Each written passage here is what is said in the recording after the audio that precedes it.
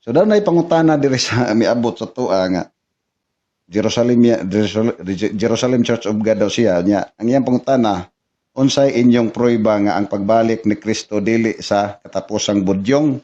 So nitabo, no, ingon ani. Ang nasa atong nahuna nga atong itubag dili mo migawas sa atong baba.